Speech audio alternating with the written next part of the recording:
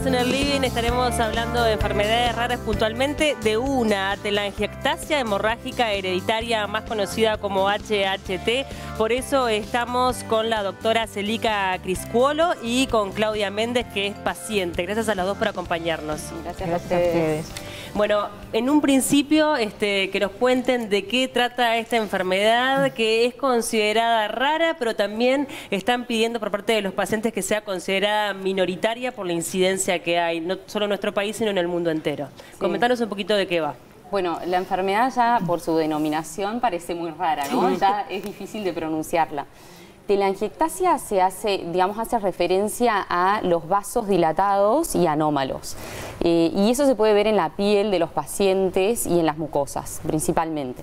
Y es como la punta del iceberg, ¿no? Pero las telangiectasias se pueden ver, por ejemplo, en las manos, en los labios, en las fosas nasales también, y es lo que provoca el síntoma más frecuente, que es el sangrado nasal.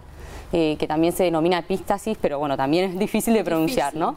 Entonces, el sangrado nasal es lo que caracteriza a los pacientes, lo que más sufren, porque es un sangrado que es espontáneo, es un sangrado que puede ser diario, que a veces puede ser en gotas, pero a veces necesitan un recipiente como para poder contenerlo, claro, que altera la calidad de trabajo, de vida de los pacientes. Y eso conlleva la anemia, por ejemplo, ¿no? Anemia, transfusiones de sangre, depende de la severidad del sangrado, y bueno, y alteración sobre todo también en la calidad de vida. Después, claro, así como tenemos como tienen esos vasitos anómalos en la nariz, pueden estar en todo el tubo digestivo, que pueden llegar, digamos, sangrados digestivos, ¿no? Tanto sea con, digamos, vómitos o sangrados que a veces son evidentes y a veces no son tan evidentes, y uno se da cuenta por la anemia de los pacientes.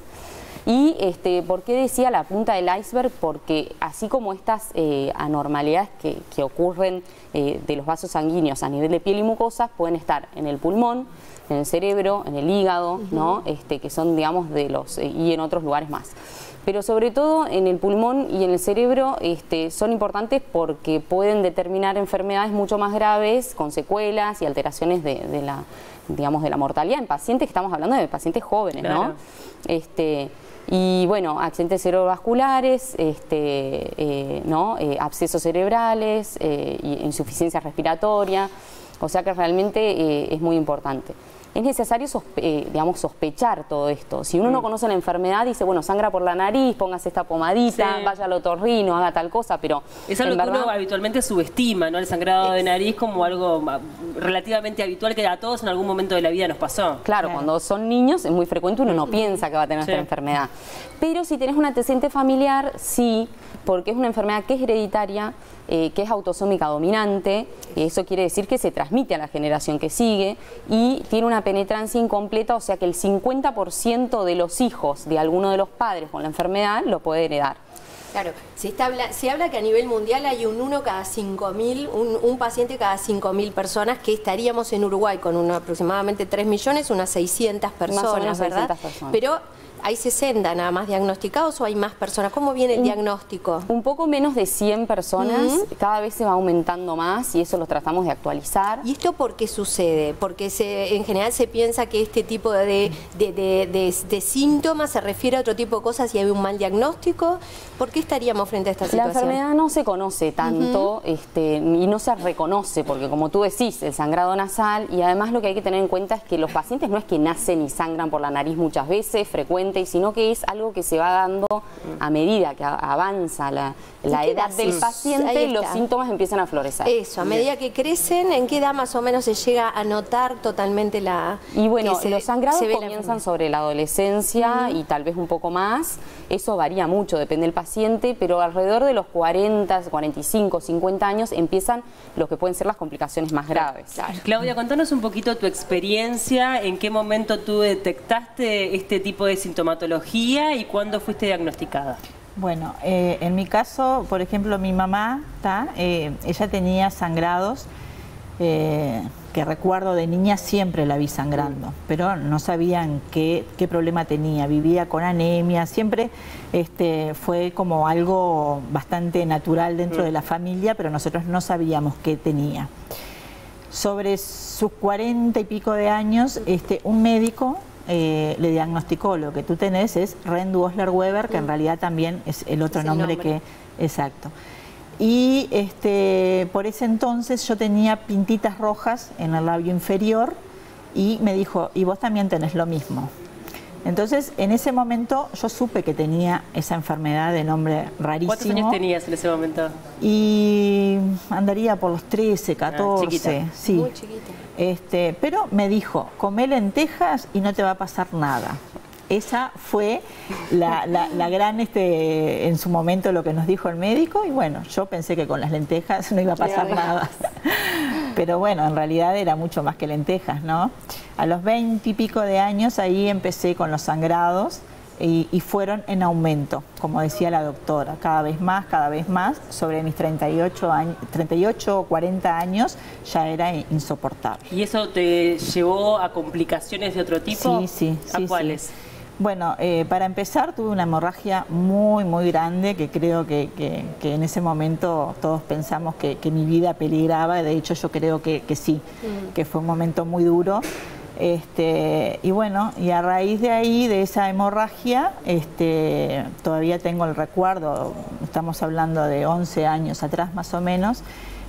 Conocí a la otra doctora que junto a Célica son las que trabajan con nosotros, para nosotros mejor dicho, la doctora Rosana Mesano, en una emergencia, y ella fue totalmente honesta, no conocía mucho de la enfermedad.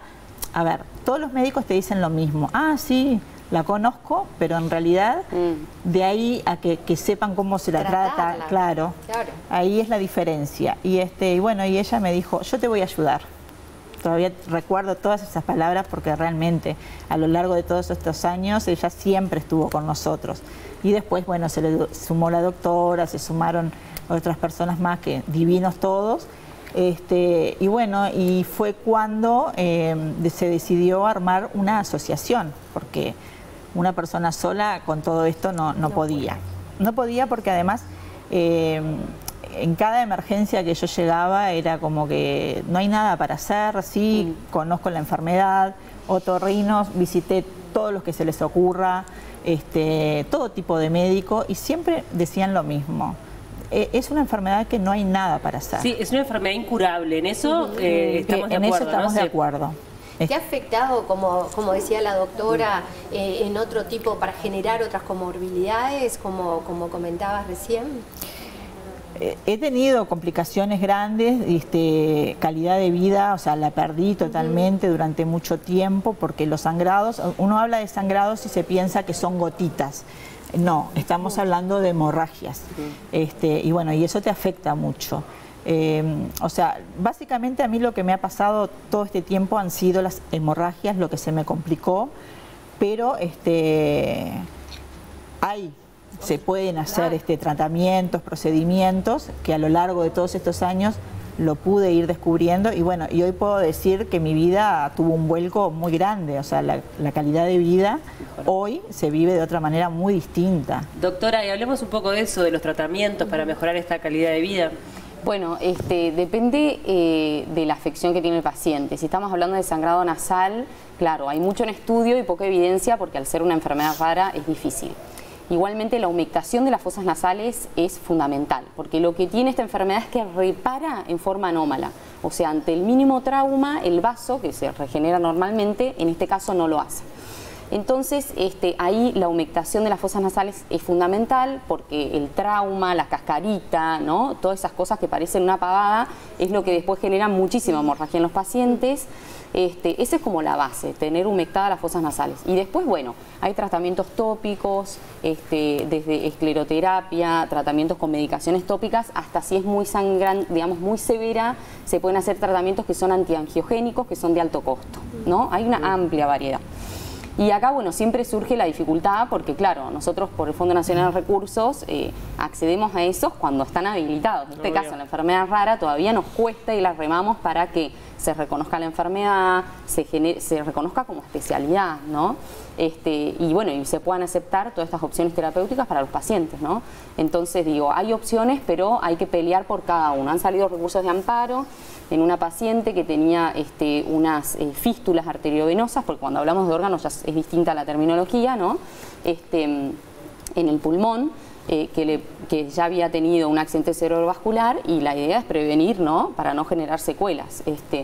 Entonces se hizo un recurso de amparo y la paciente se pudo embolizar, ¿no? Pero también estamos hablando de gente que lo haga con asiduidad, ¿no? De tener personal entrenado para hacerlo.